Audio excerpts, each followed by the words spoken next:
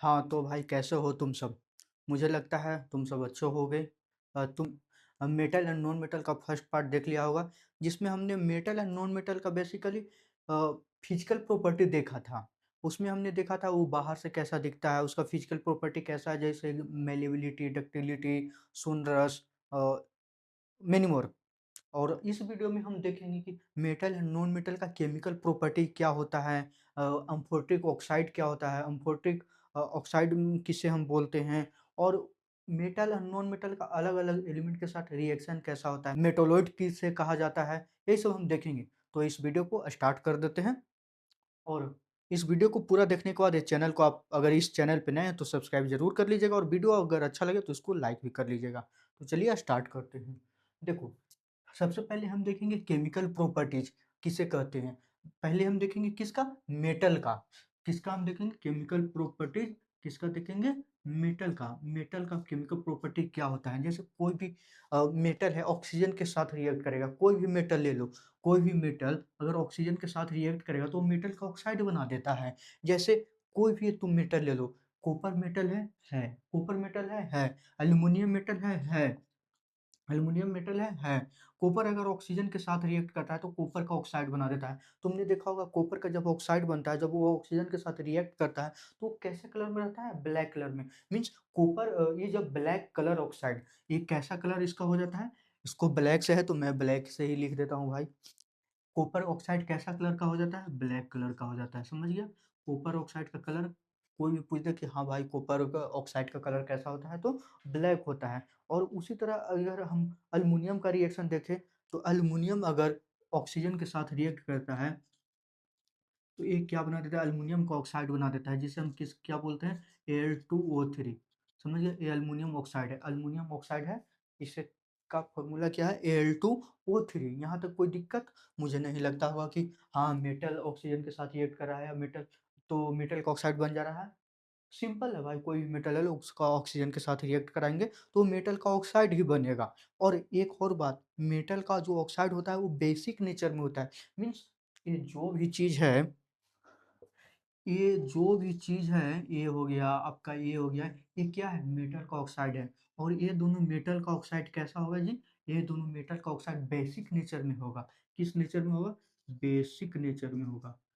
अगर इसका नेचर पूछ दे किस नेचर का है, एसिडिक है, बेसिक है, न्यूट्रल है, तो क्या बोलेंगे कि हाँ मेटल का ऑक्साइड बेसिक नेचर में होता है। अब हम देखेंगे कि अम्फोटिक ऑक्साइड किसे बोला जाता है।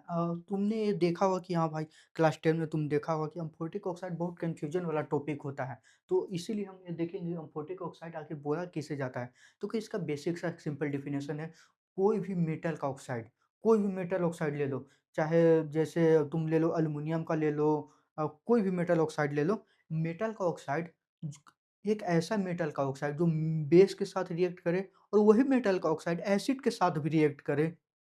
कोई भी एसिड हो, कोई भी बेस, उस सब के साथ रिएक्ट करे, उसी को हम क्या बोलते हैं, अम्फोटिक ऑक्साइड।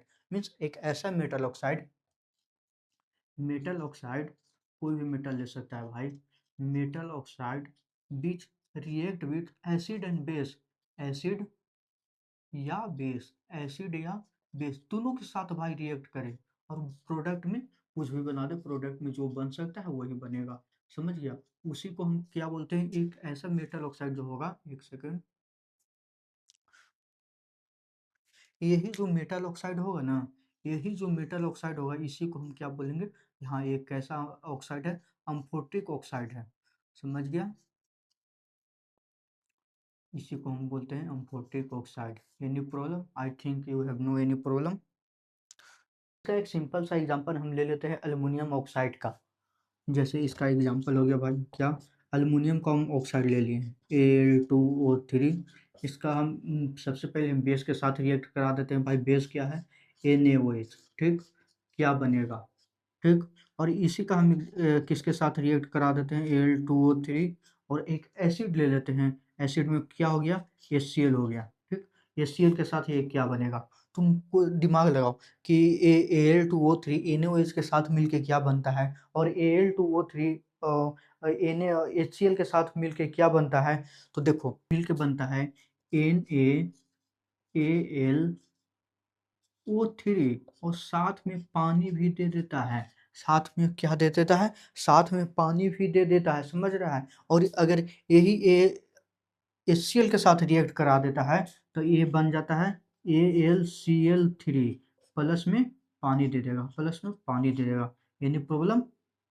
मीन्स अगर अल्युमिनियम ऑक्साइड सोडियम हाइड्रोक्साइड के साथ रिएक्ट करा देता है तो सोडियम एल्यूमिनेट बना देता है, प्लस में पानी दे देता है। अगर यही अल्युमिनियम ऑक्साइड हाइड्रोजन के साथ HCl मीन्स हाइड्रोक्लोरिक के साथ रिएक्ट करा देता है तो अल्युमिनियम क्लोराइड दे देता है, प्लस में पानी दे देता है। भाई कितना सिंपल है ना ये एम्फोटिक ऑक्साइड का concept.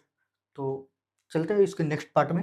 Most of the metal का ऑक्साइड वाटर में इनसॉल्युबल होता है, बट कुछ कुछ डिजोल्व हो जाता है वाटर में, किस लिए? अल्कली बनाने के लिए। और हम तुमको बताए थे अल्कली किसे बोला जाता है। अल्कली एक उसे बोला जाता है जो पानी में अल्कली एक ऐसा बेस होता है जो पानी में डिजोल्व हो जाता है, उसी को हम क्या बोलते हैं? अल्कली। और एक कॉन्सेप्ट हम और बताए थे कि all alkalis are base but all base are not the alkali. याद आ रहा है कुछ धुंधला धुंधला? जैसे क्या हो गया? पोटेशियम हो गया, पोटेशियम, सोडियम, ये दोनों मेटल को तुम जानते होगे कि भाई ये जानता है कोल्ड वाटर के साथ इसका रिएक्शन बहुत ज्यादा होता है। कोल्ड वाटर के साथ इसका रिएक्शन बहुत ही तेजी से होता है।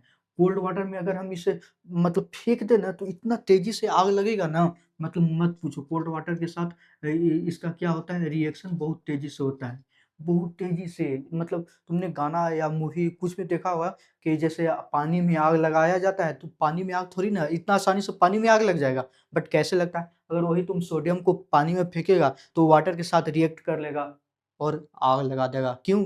उसका मतलब हाइड्रोजन उससे रिएक्ट कर जाता है।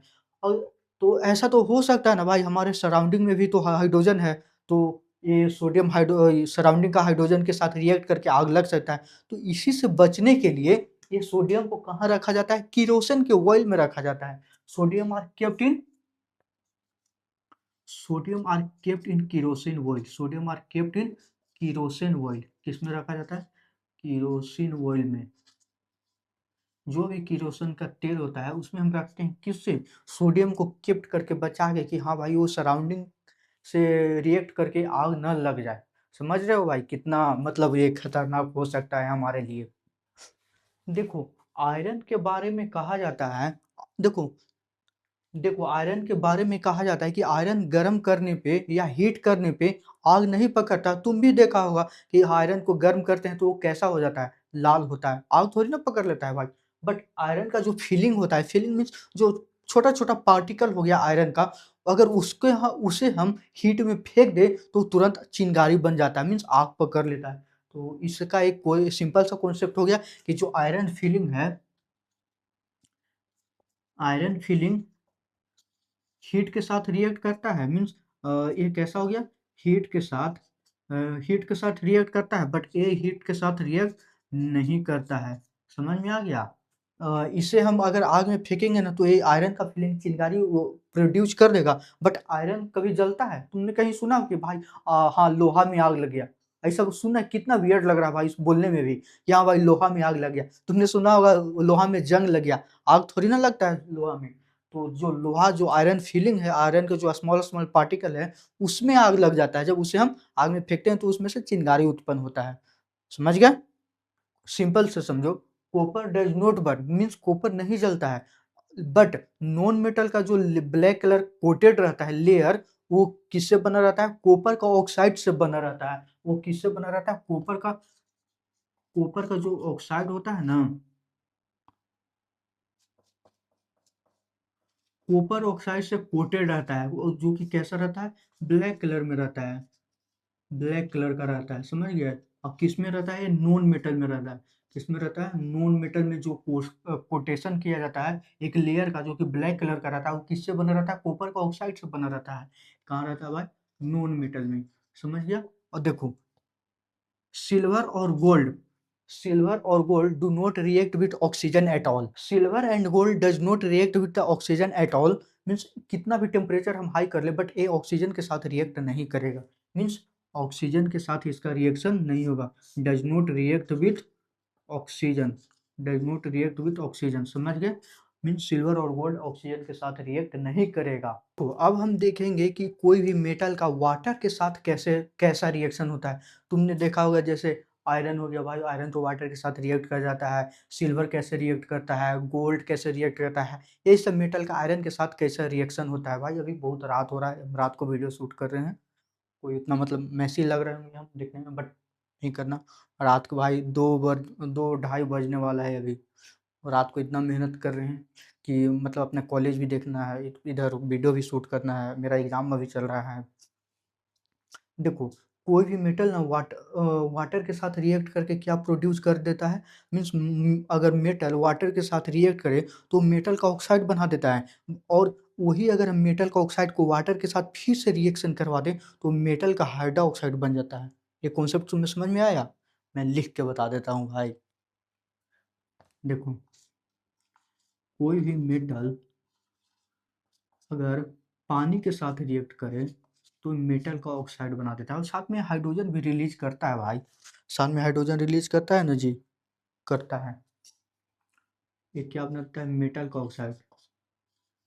मेटल ऑक्साइड प्लस में हाइड्रोजन रिलीज कर देता है। अगर हम यही मेटल का ऑक्साइड को फिर से हम वाटर के साथ रिएक्ट करा दें, ये मेटल का ऑक्साइड हो गया, इसको हम फिर से किससे रिएक्ट करा दें, फिर से पानी में रिएक्ट करा दें भाई, जो पानी में रिएक्ट कर, तो ये क्या बना देगा, मेटल का हाइड्रा ऑक्साइड बना देगा। मेटल का हाइड्रा ऑक्साइड, तो हाइड्रा ऑक्साइड में जिसमें पानी का क्वांटिटी बहुत ज़्यादा हो गया, हाइड्रा ऑक्साइड। समझ गया? समझ गए यहाँ तक? यहाँ तक एनी प्रॉब्लम? कोई भी मेटल है उसका अगर हम पानी के साथ रिएक्ट करा दें तो वो मेटल का ऑक्साइड बना देगा, साथ में हाइड्रोजन प्रोड्यूस करता है। अगर वही हम मेटल का ऑक्साइड को पानी के साथ फिर से रिएक्शन करा दें तो मेटल का हाइड्रा ऑक्साइड बना देता है, वो मेटल का हाइड्रा ऑक्साइड बना दे। भाई सिंपल कॉन्सेप्ट है ये, ऐसे अपने हिसाब से डिटेल में लिख लेना।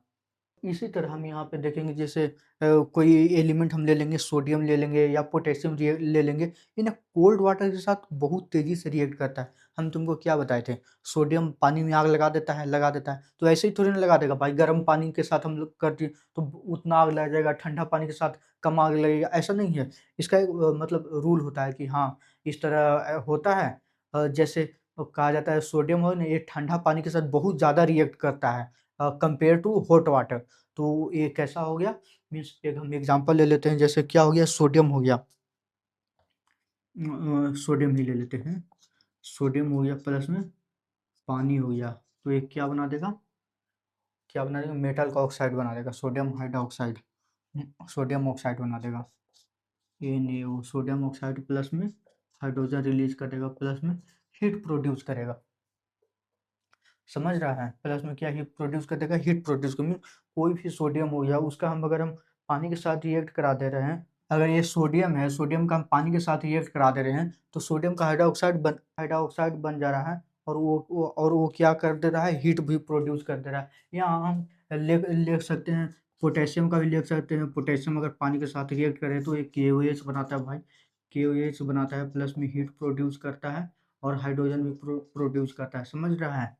या सोडियम पानी के साथ रिएक्ट करके NOH या KOH, अगर इससे पोटेशियम से रहा तो KOH, सोडियम से रहा तो NOH प्रोड्यूस करता है, साथ में हीट प्रोड्यूस करता है। Any problem? I think you don't have any problem.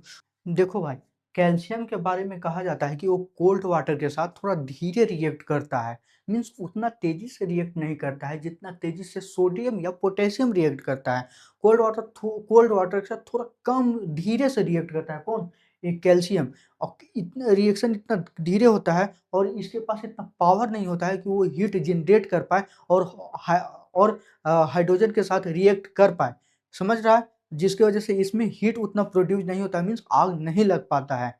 Simple सा कॉन्सेप्ट है। मीन्स अगर ये भी पानी के साथ रिएक्ट करेगा, अगर ये भी पानी के साथ रिएक्ट करेगा तो ये क्या बना देगा, CaOH होल ट्वाइस, प्लस में ना हाइड्रोजन जनरेट करेगा। हाइड्रोजन तुम ही बताओ भाई, हाइड्रोजन जनरेट करेगा, हाइड्रोजन जनरेट करेगा, बट ये प्रोड्यूस नहीं करेगा। इतना इसका हाइड्रोजन में इतना पावर नहीं है, इसका हाइड्रोजन में इतना पावर नहीं है कि वो हीट जनरेट कर पाए। समझ रहे हो मेरा कॉन्सेप्ट को? और फिर इसी तरह हो गया, मैग्नीशियम को बारे में बोला जाता है कि मैग्नीशियम जो है ना, ये ठंडा पानी से रिएक्ट नहीं करता है, ये सिर्फ गर्म पानी से रिएक्ट करता है। मैग्नीशियम मैग्नीशियम एक कोल्ड वाटर से रिएक्ट नहीं करता है। मैग्नीशियम क्या हो गया, कोल्ड वाटर से रिएक्ट नहीं करेगा, बट हॉट वाटर से ये बहुत ज़्यादा रिएक्ट कर जाता है। समझ रहा है, ये हॉट वाटर से ज़्यादा रिएक्ट कर जाता है, बट कोल्ड वाटर से उतना ज़्यादा रिएक्ट नहीं करता है, और इसीलिए इसको बोला जाता है कि एंड हाइड्रोक्साइड दोनों प्रोड्यूस करता है। समझ रहे हो मेरे बात को भाई? देखो, अल्युमिनियम हो गया, आयरन हो गया और जिंक हो गया, ये तीनों कोल्ड वाटर के साथ नहीं रिएक्ट करता है, ना ही हॉट वाटर के साथ रिएक्ट करता है। तो भाई रिएक्ट आखिर करता किसके साथ है? तो वो हो गया स्टीम के साथ रिएक्ट करता है। मीन्स देखो, ये रिएक्ट विथ ओनली किसके साथ रिएक्ट करता है? स्टीम के साथ, स्टीम के साथ रिएक्ट करता है, और हाँ, हाइड्रोजन भी प्रोड्यूस करता है भाई।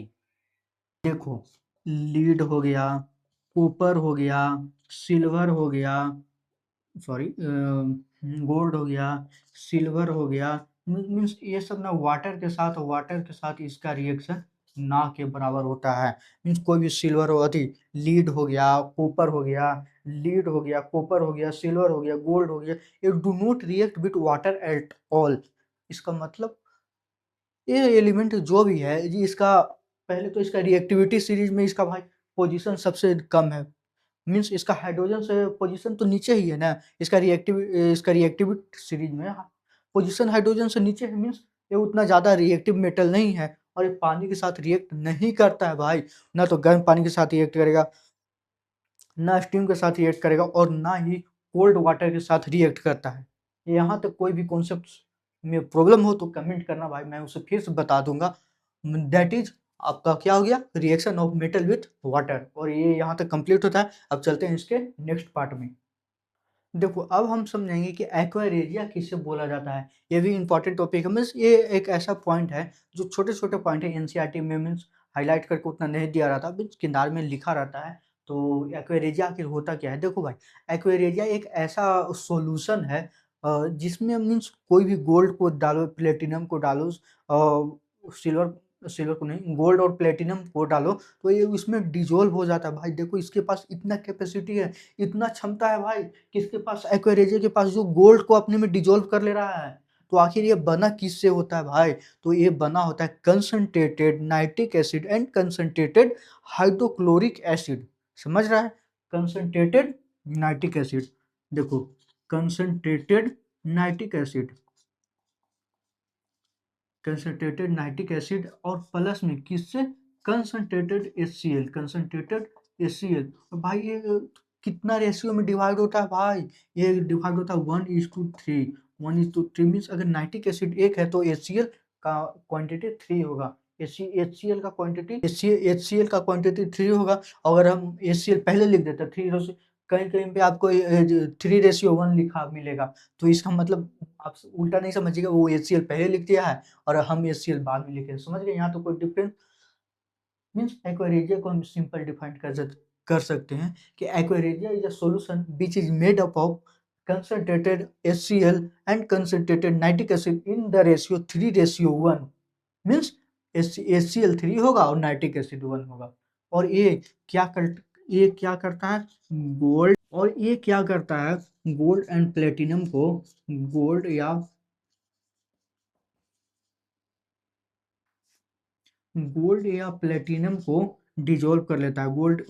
गोल्ड या प्लेटिनम को क्या करता है? डिजोल्व कर लेता है। डिजोल्व कर लेता है किसमें? अपने अंदर भाई। सोच रहा है, इतना इसके अंदर क्षमता है कि गोल्ड और प्लेटिनम को अपने अंदर डिजोल्व कर ले रहा है। समझ रहे हो कितना क्षमता है भाई इसमें? सोच लो मैं क्या कहना चाहता हूँ। देखो, अब हम देखेंगे रिएक्टिविटी सीरीज किसे बोला जाता है, और इसे भाई तुम याद ही कर लेना भाई। रिएक्टिविटी सीरीज के उसका अपर मोस्ट क्या है और लोअर मोस्ट क्या है। समझ रहे हो? ये रिएक्टिविटी सीरीज को तुम अपनी अच्छे से एकदम याद कर लेना, क्योंकि बहुत ज़्यादा इंपॉर्टेंट है। देखो, सबसे पहले और जो सबसे ज़्यादा मोस्ट रिएक्टिव मेटल में आता है वो हो गया तुम्हारा क्या? पोटेशियम। समझ रहा है? उसके बाद हो गया sodium, calcium, magnesium, aluminium, zinc, iron, lead, और यहाँ तक। समझ रहा है? यहाँ तक याद कर लेना है। कैसे याद करना है? सबसे पहले क्या हो गया? Potassium sodium calcium, potassium sodium calcium, magnesium aluminium zinc, potassium sodium calcium, magnesium aluminium zinc, iron lead, iron lead, potassium sodium calcium, potassium sodium calcium, magnesium aluminium zinc, iron lead. और फिर यहाँ पे हमें गैप ले लेना है। यहाँ ये क्या है? हाइड्रोजन। ये क्या है भाई? ये एक बोल सकता है कि हाँ एक पैरामीटर है जो जिसके सेट हो जाता है कि इसके इधर इसके ऊपर मोस्ट रिएक्टिव होगा, इसके नीचे लेस्ट रिएक्टिव होगा। और बस याद रखना, जैसे कॉपर हो गया, और ये तुम्हारा क्या होगा? मरकरी हो गया, सिल्वर हो गया, गोल्ड हो गया, ये लेस रिएक्टिव एलिमेंट है, रिएक्टिव एलिमेंट है, और ये हमेशा हाइड्रोजन से नीचे रहता है। इसको सिंपल से याद कर सकता है, मेन है, यहाँ नहीं याद होता है। यहाँ कैसे याद करना है? Potassium sodium calcium, potassium sodium calcium, magnesium aluminium zinc, magnesium aluminium zinc, iron and lead, iron and lead, उसके बाद आ जाएगा हाइड्रोजन। फिर आ जाएगा आपका copper mercury silver gold, copper mercury silver gold, copper mercury silver gold. भाई कितना आसान है ना, तुम भी याद करो। और नहीं याद हो रहा भाई, 10 से 15 बार कॉपी पर लिखो यार। मैं सिंपल सा ट्रिक बताता हूँ, कोई भी चीज तुमको अगर याद नहीं हो रहा है तो तुम उसे लिख कर याद करो, क्योंकि जब हम पढ़ते हैं तो हमारा दिमाग कहीं और चल जाता है, बट वही चीज को अगर हम बार बार लिखते हैं तो भाई लिखने में कंसंट्रेशन बनता है भाई। और जो जब तुम लिख के अपने से लिखोगे, तुम्हारा अपना दिमाग काम करेगा, तुम्हारा कंसंट्रेटेड वहां रहेगा। तो इसी के लिए कोई भी चीज को तुम अगर याद करा करो तो लिख के याद करा करो। समझ रहे मेरा पॉइंट को? तो चलो अब देखते हैं हम। अब हम देखेंगे कि हाँ NaCl हो गया, Al2O3 हो गया, MgCl2 हो गया, ये सब कैसे बनता है। अगर तुम चाहो तो इसको हम एक दूसरे वीडियो में भी अलग अलग बता देंगे, बट इसमें हम NaCl का फॉर्मेशन बता देते हैं सिर्फ। ठीक है, तो हम देखेंगे कि हाँ NaCl कैसे बनता है। NaCl हो गया, Al2O3 हो गया, कोई भी एक कंपाउंड दिया रहेगा, वो कैसे बनता है। तुमको लग रहा होगा कि हाँ NaCl कैसे बनता है, सोचने वाला बात है ना। पर देखते हैं, देखो तुम बताओ, Na है और ये क्या है? Cl है। ये क्या है? Cl है। देखो इसका हमको एटॉमिक नंबर बताओ, इसका एटॉमिक नंबर बताओ। भाई सोडियम का एटॉमिक नंबर तुमको धुंधला धुंधला याद आ रहा होगा, धुंधला धुंधला याद आ रहा होगा। इसका एटॉमिक संख्या कितना है? 11 है। इसका एटॉमिक संख्या कितना है? 11 है। इसका एटॉमिक संख्या कितना है? 11 है। अब क्लोरीन का धुंधला धुंधला याद आ रहा होगा, क्लोरीन का एटॉमिक नंबर कितना है? 17 है। क्लोरीन का एटॉमिक नंबर कितना है? 17 है। भाई एटॉमिक नंबर को किससे डिनोट किया जाता है, याद है कि भूल गए? एटॉमिक नंबर को डिनोट किया जाता है जेड से। समझ रहे हो? तो देखो, अगर इसका एटॉमिक नंबर 11 है तो इसका इलेक्ट्रॉन कैसे डिस्ट्रीब्यूट होगा इसके ऑर्बिट में? कैसे डिस्ट्रीब्यूट होगा भाई? 2 8 और 1 मीन्स 2 8 10 और 1 11। और इसका कैसे डिस्ट्रीब्यूट होगा? 2 8 और 7। समझ रहा है? 2 8 10 और 7 17। अब हमको बता, क्या यहाँ पर क्या यहाँ पर एक इलेक्ट्रॉन अच्छा लग रहा है, और क्या यहाँ पे एक 7 इलेक्ट्रॉन अच्छा लग रहा है? तुम ही बताओ, अच्छा लग रहा है? तुमको नहीं लग रहा कि अगर ये इलेक्ट्रॉन यहाँ पे चल जाता तो दोनों साइड बराबर हो जाता? क्योंकि तुमने एक स्टेबिलिटी का रूल पढ़ा होगा कि हाँ कोई outer most element, outer most orbit stable हो जाता है तो वो कंपाउंड मोस्ट स्टेबल के कैटेगरी में चला जाता है। स्टेबल कब होगा?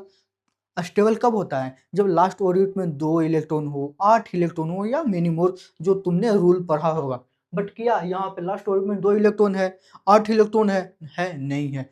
मीन्स अगर ये यहाँ से यहाँ ट्रांसफर हो जाए तो यहाँ 8 हो जाएगा और यहाँ भी 8 हो जाएगा। मीन्स ये दोनों स्टेबल हो जाएगा। और कोई भी चीज हो गया उसका ये सिंपल सा मुद्दा क्या होता है, वो अपने लाइफ में क्या चाहता है? स्टेबिलिटी चाहता है। इसीलिए एक कंपाउंड ये सोच रहा है भाई हम भी स्टेबल हो जाए, चाहे वो शेयरिंग ऑफ इलेक्ट्रॉन से ही क्यों ना हो भाई। चाहे तो शेयर करेगा या उसको ट्रांसफर कर देगा, और क्या करेगा। तो देखो, अगर कोई भी कंपाउंड अगर ट्रांसफर करता है अपने साइड से दूसरे को देता है तो उसके ऊपर प्लस का साइन बन जाता है। मीन्स प्लस का साइन, समझ रहे हैं? कोई भी अगर एक एलिमेंट है, ये अपना इलेक्ट्रॉन किसी को देगा तो इसके ऊपर प्लस का साइन बन जाएगा। और कितना दे रहा है? और कितना इलेक्ट्रॉन दे रहा है उतना प्लस बनेगा। अगर ये 2 इलेक्ट्रॉन देता तो +2 बनता, अगर ये 3 इलेक्ट्रॉन देता तो +3 बनता, अगर 5 इलेक्ट्रॉन देता तो +5 बनता।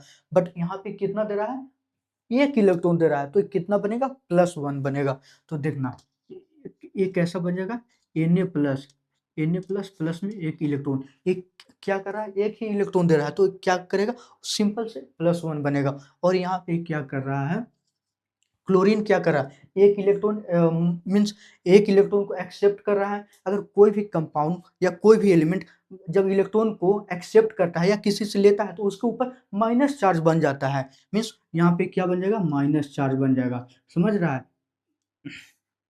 और यहाँ से क्या बन गया, एक क्लोरीन बन गया। अब ये दोनों स्टेबल है भाई, ये क्या है, दोनों स्टेबल है, यहाँ सोडियम भी स्टेबल है और ये क्लोरीन भी स्टेबल है, समझ रहा है। अब हम इसका देखेंगे, इसको मीन्स इलेक्ट्रॉन को डॉट और क्रॉस प्रोडक्ट में हम इसको सजा के देखेंगे कि डॉट और क्रॉस में ये कैसा दिखता है, ठीक है। क्या है काश, हो गया, नहीं भाई थोड़ा सा, एक दो पेज है, बस 10 मिनट को और।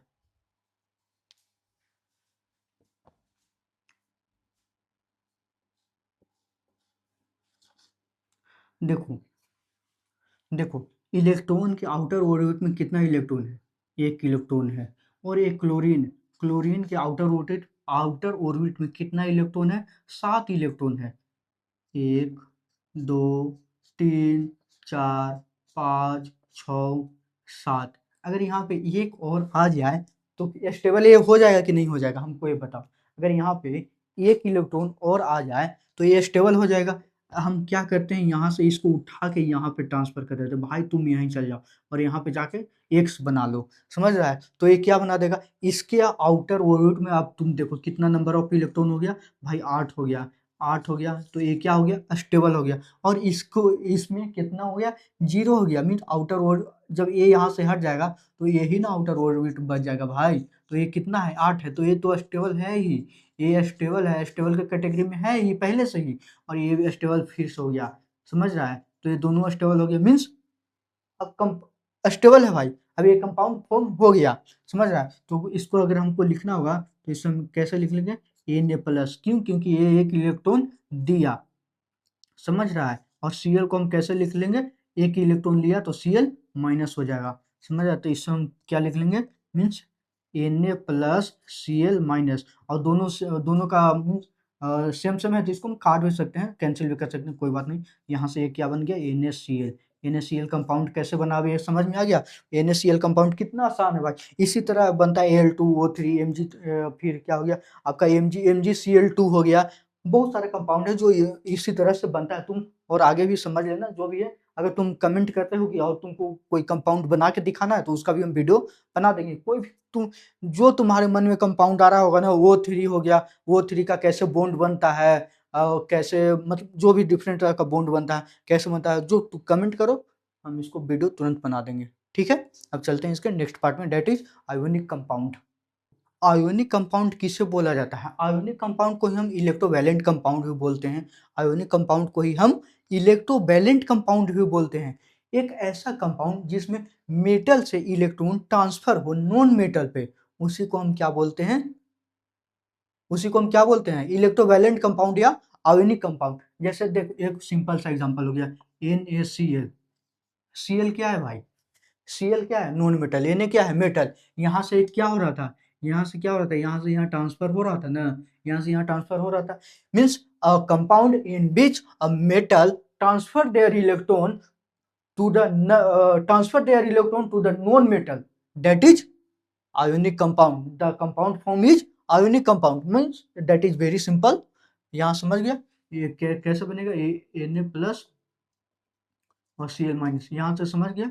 कोई भी कंपाउंड एक ऐसा मैनर में जिसमें इलेक्ट्रॉन ट्रांसफर हो मेटल से नॉन मेटल पे, उसी को हम क्या बोलते हैं, आयोनिक कंपाउंड या इलेक्ट्रोवैलेंट कंपाउंड बोलते हैं। क्या इसको हम बोलते हैं, इलेक्ट्रोवैलेंट कंपाउंड। इलेक्ट्रोवैलेंट कंपाउंड कहीं कहीं आपको मिल जाएगा तो आप घबराइएगा नहीं कि हाँ भाई ये नया चीज क्या है, ऐसा नहीं आपको लगे कि यार ये नया चीज क्या है, हमने पहली बार सुना है, ऐसा नहीं लगेगा आपको। तो ठीक है, आयोनिक कंपाउंड हो गया भाई। इसका हम कुछ प्रॉपर्टीज देख लेंगे। देखो कोई भी आयोनिक कंपाउंड होता है ना, वो सॉलिड नेचर में होता है, और crystalline crystalline solid, basically solid कहना ज्यादा गलत है, ये कैसा नेचर में रहता है, क्रिस्टलाइन नेचर में है, मीन्स ये सॉलिड होता है एंड क्रिस्टलाइन इन नेचर होता है, और ये हार्ड होता है क्योंकि इसके बीच में स्ट्रॉन्ग फोर्स ऑफ अट्रैक्शन लगता है, किसके, अनायन और कटायन के बीच में स्ट्रॉन्ग फोर्स ऑफ अट्रैक्शन होता है, जिसकी वजह से ये हार्ड होता है, और ये पानी में सोलुबल होता है but insoluble in kerosene oil, समझ रहे, ये जो भी आयोनिक कंपाउंड है ये पानी में सोलुबल है but insoluble in kerosene oil and petrol, means petrol और किरोसिन ऑयल में इनसोलुबल है, और इसका मेल्टिंग पॉइंट और बॉइलिंग पॉइंट हाई होता है, कोई भी इलेक्ट्रोवैलेंट आयोनिक कंपाउंड का मेल्टिंग पॉइंट या बॉइलिंग पॉइंट हाई होता है। देखिए हम ये सब बात को ओरली बोल रहे हैं तो इसका मतलब ये नहीं कि ये इंपॉर्टेंट नहीं है, मैं सोच रहा हूँ कि टाइम कम लगे इसलिए हम इसे ओरली ही बता दे रहे हैं, ये सब इंपॉर्टेंट है, आपका एग्जाम में आ सकता है, right the advantage of ionic compound और इलेक्ट्रोवैलेंट कंपाउंड, तो बता दीजिए कि हाँ डेट इज क्रिस्टलाइन नेचर में होता है भाई, ये हार्ड होता है, सोलुबल इन वाटर होता है, लेकिन पेट्रोल में सोलुबल नहीं होता है, और इसका मेल्टिंग पॉइंट हाई होता है और बॉइलिंग पॉइंट भी हाई होता है, और ये इलेक्ट्रिसिटी को कंडक्ट नहीं करता है, कहाँ, सॉलिड स्टेट में, भाई सॉलिड स्टेट में इलेक्ट्रिसिटी को कंडक्ट नहीं करता, बट जैसे ही मोल्टेन स्टेट हो या लिक्विड स्टेट हो तो ये इलेक्ट्रिसिटी को कंडक्ट करता है, क्यों करता है, अब सवाल आता है मैंने यहाँ, आखिर ये मोल्टेन स्टेट में या लिक्विड स्टेट में ये इलेक्ट्रिसिटी को कंडक्ट क्यों करता है, बट इसका आंसर है बिकॉज यहाँ पे क्या होता है, इलेक्ट्रॉन फ्री होता है, free to move, electron molten state या लिक्विड स्टेट में free to move here and there, इसलिए क्या करता है, इलेक्ट्रिसिटी को इधर से लेके आता है और इधर भेज देता है, जा भाई तुम जा, हम उसको नहीं रोकेगा, वो लाता है, वो कैरियर की तरह इलेक्ट्रॉन काम करता है, यहाँ से लेके आता है और यहाँ भेज देता है, समझ रहे हो, इतना आसान है, ठीक है, यहाँ तो कोई प्रॉब्लम, अब हम देखेंगे मेटोलॉइड किससे बोला जाता है, बस उसके बाद ये टॉपिक खत्म है। देखो मेटोलॉइड्स हम किससे बोलते हैं, तुमने देखा होगा मेटल पढ़ लिया, नॉन मेटल पढ़ लिया, बट कभी कभी कंफ्यूजन आता होगा ना कि अगर ये दोनों साथ में मिल गया तो उसे हम क्या बोलेंगे, तो उसे ही हम बोलते हैं मेटोलॉइड्स बोलते हैं। देखो पीरियोडिक टेबल में इसका नंबर बहुत कम ही रहता है, बट ज़्यादा नहीं पाया जाता है, ये लगभग तुम देखा होगा ग्रुप, हाँ ब्लॉक, पी ब्लॉक में ये पाया जाता है ज़्यादातर, हाँ पी ब्लॉक में ही पाया जाता है, और जैसे क्या हो गया, ये सिलिकॉन हो गया, जर्मेनियम हो गया, बिस्मुथ हो गया, ये आर्सेनिक हो गया, और बहुत सारा और भी होता है, ठीक, क्या हो गया, सिलिकॉन, जर्मेनियम, बिस्मुथ, आर्सेनिक, और बहुत सारा ये सब मेटोलॉइड्स हो गया, एक दोनों का प्रॉपर्टी शो करता है, मेटल का भी प्रॉपर्टी शो करेगा और नॉन मेटल का भी प्रॉपर्टी शो करेगा, बट क्लास 10 में इतना जानने के लिए बहुत काफी है भाई, ये बस इतना ही आएगा कि इनमें से मेटोलॉइड कौन है यही पहचानने के लिए आएगा, याद कर लेगा, सिलिकॉन, जर्मेनियम, बिस्मुथ, आर्सेनिक, समझ गए, तो यहाँ पे ये चैप्टर कंप्लीट होता है, और जो भी अगर टॉपिक आपको लगता है कि ये छूट गया होगा, मुझे नहीं लगता है कि मैंने कोई टॉपिक छोड़ा है, क्योंकि मैं जो अपना नोट बनाया हूँ, पहले जो नोट बनाया था उससे मैं देख के पढ़ाया हूँ, मुझे ऐसा लग रहा है कि मैंने सब टॉपिक कवर किया हूँ, एनसीईआरटी से भी हर एक टॉपिक को कवर किया गया है यहाँ पे।